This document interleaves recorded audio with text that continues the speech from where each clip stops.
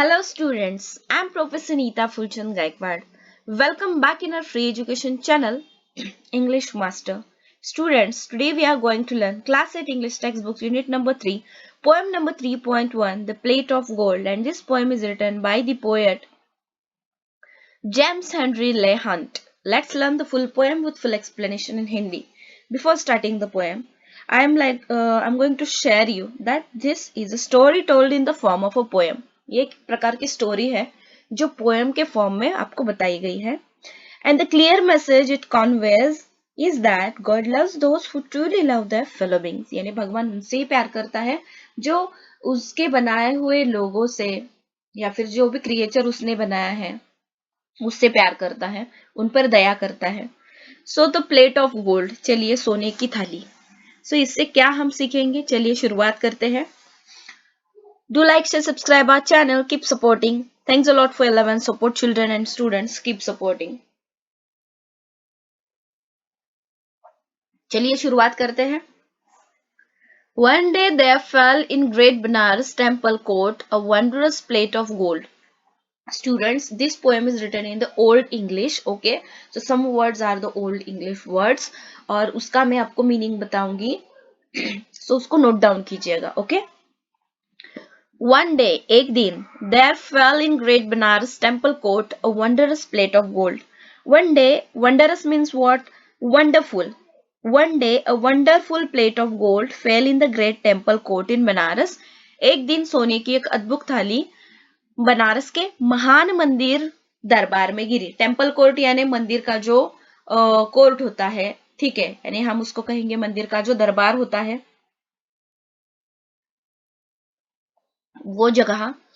एक दिन सोने की एक अद्भुत थाली बनारस के महान मंदिर दरबार में गिरी. एंड यहां पर बताया गया है कि whereon this words were read का मतलब क्या है स्टूडेंट्स? रिटन, यानी कि लिखा गया था. Whereon this words were read, कि उस पर शब्द लिखे गए थे. To him who loved best a gift from heaven, यह उसके लिए है, यह उपहार उसके लिए है जो मुझे सबसे ज्यादा प्यार करता है, या फिर जो भगवान से सबसे ज्यादा प्यार करता है, उसके लिए यह गिफ्ट है हेवन से. लव्ड बेस्ट यानी क्या कि here the meaning is one who loves God most, जो भगवान से सबसे ज्यादा प्यार करता है. आगे पढ़ेंगे. देयर एट, अभी देखिए वहां पर क्या हुआ. द प्रीस्ट यानी मंदिर के पुजारी, मेड प्रोक्लेमेशन यानी अ पब्लिक स्टेटमेंट, उन्होंने सबको यह बात बता दी. At the mid day hour each day let those assemble who for virtue deem their right to heaven's give the best and we will hear the deeds of mercy done and so adjudge. So यहाँ पर देखिए students कि at the mid day hour यानी कि दोपहर 12 बजे के बाद का जो समय होता है. Each day, let those assemble who for virtue deem their right to heavens give the best. So the priest made a public statement that all those who thought that they were virtuous enough to claim heaven's gift should assemble at midday each day. यानी कि उन्हें स्वर्ग से उपहार में सोने की एक अद्भुत थाली मिली है और जो भी भगवान से सबसे ज्यादा प्यार करता है उसे यह उपहार मिलेगा. और हर दोपहर वह सब लोग जो भगवान को सबसे ज्यादा प्यार करते हैं यहाँ पर इकट्ठा होंगे और हम यहाँ पर क्या करेंगे, जो डीम का मतलब होता है कि कंसिडर और रिगार्ड, कि जो उन्होंने कार्य किया है, जो ऐसे यानी कि जो कहता है कि हाँ मैं भगवान से सबसे ज्यादा प्यार करता हूँ, जो जताता है. And we will hear the deeds of mercy done and so adjust, mercy यानी कि दया करना, डीड्स यानी जो अच्छे कर्म है. सो हम क्या करेंगे, उन सबके अच्छे कार्य कर्म सुनकर उसमें से किसी को चुनकर उन्हें यह उपहार हम दे देंगे. उसके बाद द न्यूज, ये जो न्यूज है, ये जो खबर है, ये जो समाचार है, उसके बारे में ये स्टेंजा है. That is the news ran swift as light as soon from every quarter came nobles and munshis, hermits, scholars, holy men, and all renowned for gracious or for splendid deeds. और उसके बाद क्या हुआ, this news moved as swiftly as light, यानी कि यह समाचार, यह जो खबर है तेजी से आगे की तरफ फैल गई. Soon from every side came nobles, munshis, hermits, scholars, holy men, and all those who were famous for their gracious और splendid deed. So यहाँ पर देखिए स्टूडेंट्स जो वर्ड्स आए हैं कि एवरी क्वार्टर, यानी कि जल्द ही हर तरफ से, नोबल्स यानी कि जो रईस लोग हैं, मुंशी जो मुंशी हैं, हर्मिट्स यानी धर्मगुरु हैं, स्कॉलर्स यानी जो विद्वान हैं, हॉली मैन यानी जो पवित्र व्यक्ति हैं, एंड यहाँ पर बताया गया है कि and all are renowned for gracious और फॉर स्प्लेंडेड डीड, और वो सभी आए जो अपनी दयालुता और शानदार कामों के लिए प्रसिद्ध थे। ओके, रिनो यानी कि वेल नोन, जो प्रसिद्ध थे किसके लिए, अपने ग्रेशियस, ग्रेशियस यानी दयालुता, और स्प्लेंडेड डीड्स यानी शानदार कामों के लिए जो लोग प्रसिद्ध थे वो सभी वहां पर आ गए। Meanwhile, the priest is solemn council sat and heard what each had done to merit best the gift of heaven. Solemn यानी कि क्या, सीरियसली, और पुजारी सभी गंभीरता से एक साथ बैठे और उन्होंने सुना कि ये जो सब लोग आए हैं, तो उन्होंने प्रत्येक ने क्या किया है, और स्वर्ग से उपहार प्राप्त करने के लिए सबसे प्रयुक्त कौन था, यह सब उन्होंने सुना। So for a year the Clements came and went, एक साल इसी में बीत गया। क्लेमेंट्स यानी कि जो जताते हैं, those who state the right to get something, कि जो बताते हैं कि नहीं हमने ये चीज की है, भगवान का ये जो उपहार है हमें मिलना चाहिए, इनको सुनने में एक साल बीत गया। एट लास्ट, आखिरकार, एट लास्ट का मतलब होता है आखिरकार।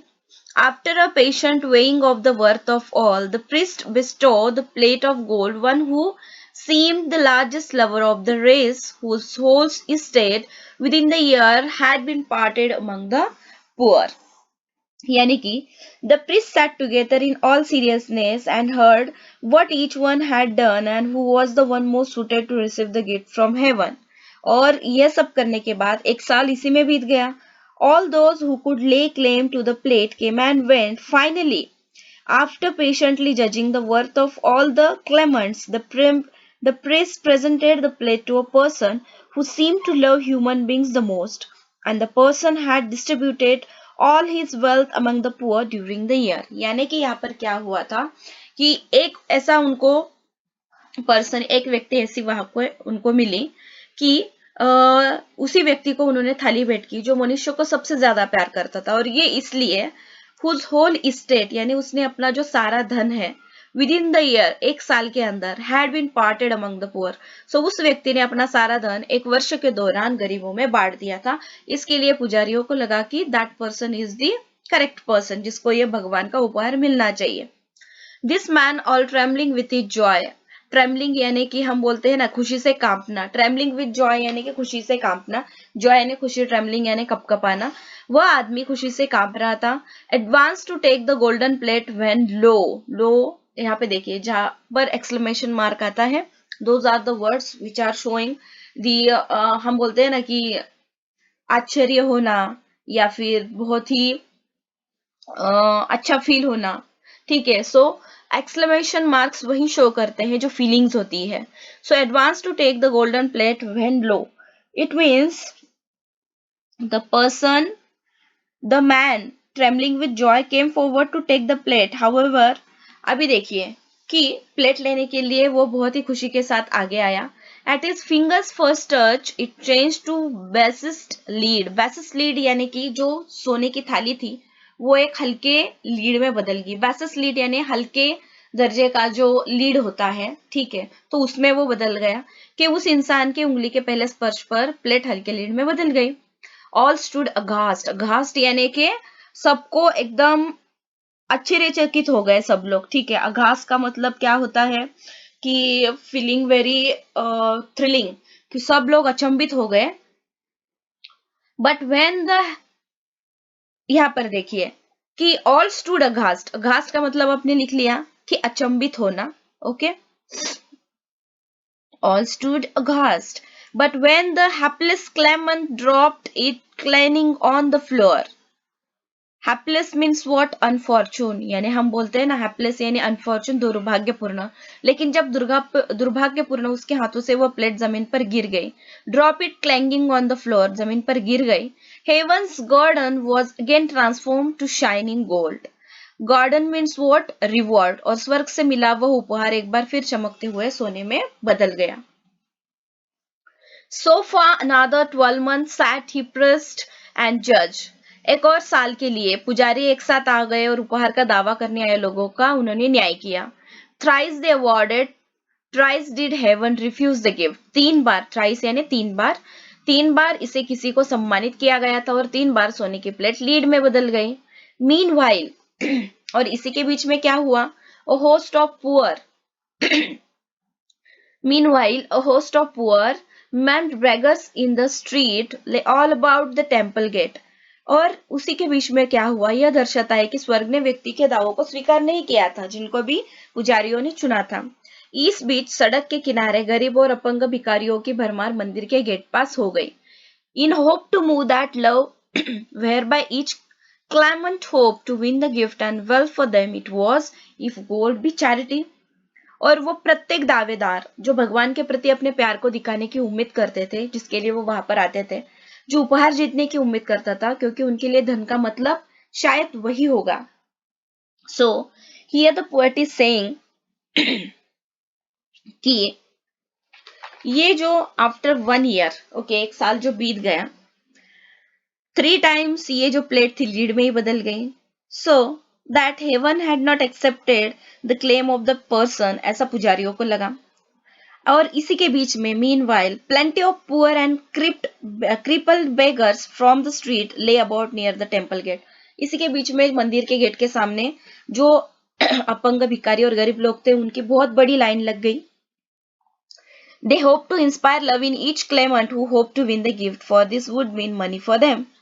और जो भिखारी या फिर जो गरीब लोग होते हैं उनको क्या लगता है कि बाबा कुछ तो उम्मीद वो करते हैं, ठीक है, उसी उम्मीद से वो वहां पर आ गए।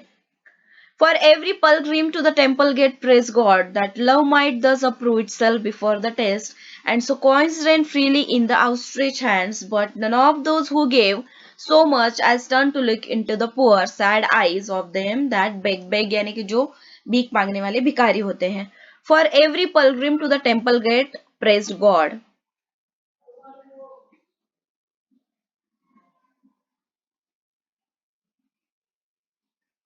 तो यहाँ पर यही बताया गया है कि मंदिर में जाने वाले हर तीर्थयात्री ने भगवान की स्तुति की। पलग्रिम यानी कि जो मंदिर में आते हैं ना तीर्थयात्री, तो मंदिर में जाने वाले हर तीर्थयात्री ने भगवान की स्तुति की और उदारता से भिखारियों को यह साबित करने की इच्छा में भिक्षा दी कि वे सबसे अच्छे व्यक्ति हैं। बट नन और those who gave so much as turn to look into the poor sad eyes of them that beg. सभी ने भिक्षा दी उन भिखारियों को यह साबित करने के लिए वो भगवान को सबसे ज्यादा प्यार करते। हालांकि इनमें से कोई भी ऐसा व्यक्ति नहीं था जिसने भिखारियों की गरीब और उदास आंखों की ओर ध्यान दिया हो। एंड नाउ, और देखिए, और अब क्या हुआ? The second year had almost pass but still the plate of gold by whom so ever touch was turn to lead.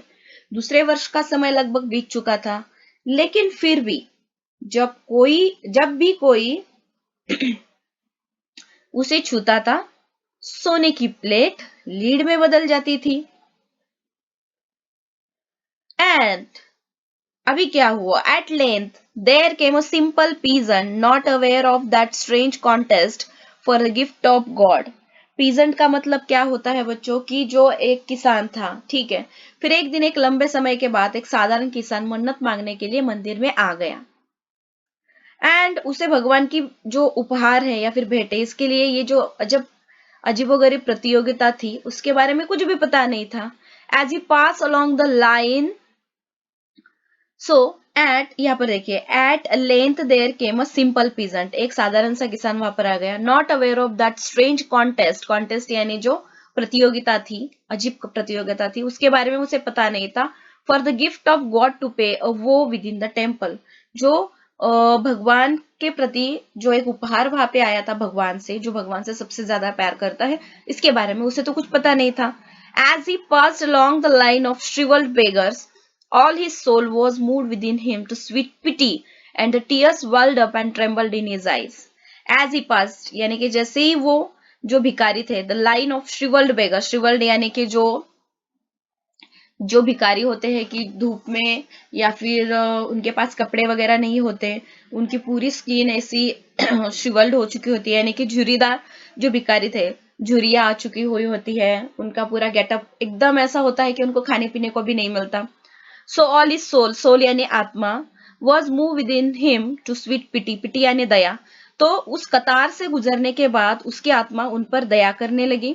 And the tears weld up and trembled in his eyes, और वो जो किसान था उसकी आंखों से आंसू निकल आ गए उस उन भिखारियों की, उन गरीब लोगों की वो जो कंडीशन थी वो देखकर। Now by the temple gate, अभी देखिए मंदिर के सामने का जो गेट है वहां पर क्या हुआ।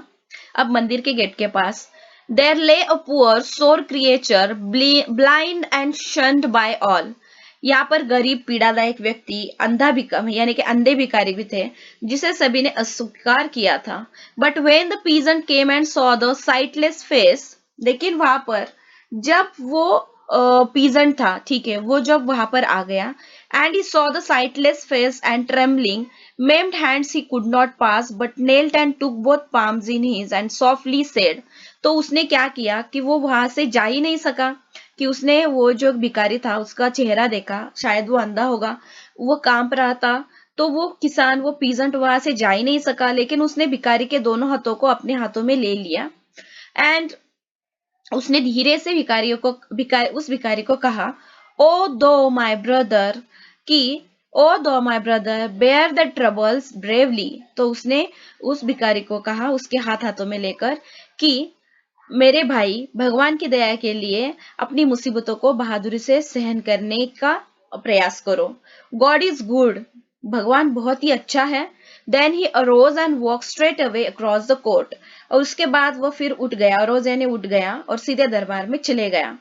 And entered where they wrangled of their deeds of love before the priest।